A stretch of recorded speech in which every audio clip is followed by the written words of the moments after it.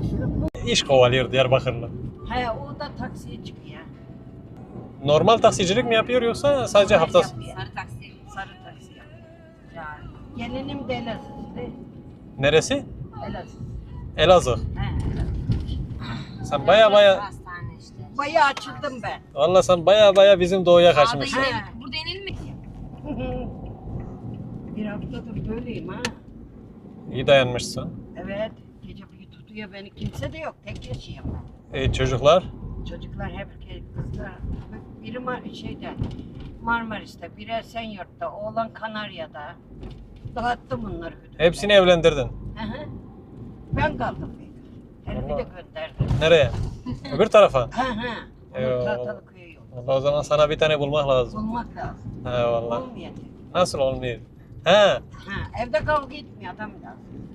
Ben bu hayatta bıktım artık. Beni